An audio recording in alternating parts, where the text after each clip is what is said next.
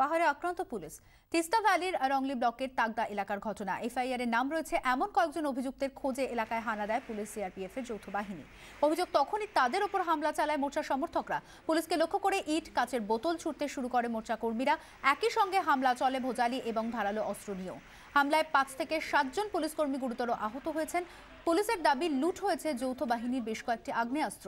আহত হয়েছেন junior constable Harihar মাঝি, constable প্রকাশ ঠাকুর, Siliguri জিআরপির ASI Tapan কর্মকার। এদের প্রত্যেককেই শিলিগুড়ির একটি নার্সিং হোমে পাঠানো হয়েছে এদিন রাতেই। বর্তমানে সেখানেই তারা চিকিৎসাধীন। মারধরের ঘটনায় প্রত্যেকেরই মাথায় গুরুতর চোট লেগেছে। একই সঙ্গে ভোজালির কোপ সহ একাধিক ক্ষত রয়েছে শরীরের বিভিন্ন জায়গায়। হামলার অভিযোগ অস্বীকার করেছে মোর্চা।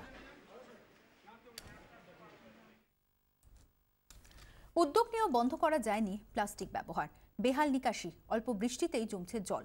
ভরা বর্ষায় বানভাসী হওয়ার আশঙ্কায় হাওড়া শহর, কার্যত অসহায় পুরসভা।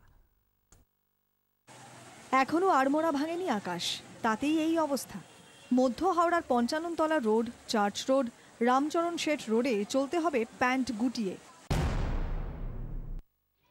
নিকাশি সংকটে প্লাস্টিকের ভূমিকা কি কারো অজানা নয়, কিন্তু নিষেধ করেও বন্ধ করা যায়নি প্লাস্টিকের ব্যবহার।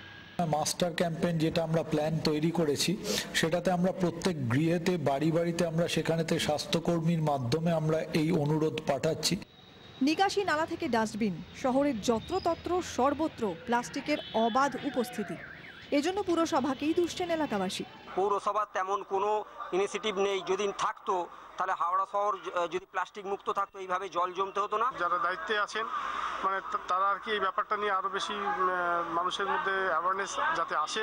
হ্যাঁ, প্লাস্টিক বা এই সমস্ত ব্যবহারের জন্য যেগুলো মানে যত্রতত্র ফেলছে, সেই সব ব্যবস্থাগুলো সুব্যবস্থা যাতে হয় সেটা আমরা আশা করছি। একটু ভারী বৃষ্টিতেই ডুবতে পারে শহর। বিপদ সম্পর্কে অবগত পুরসভাও।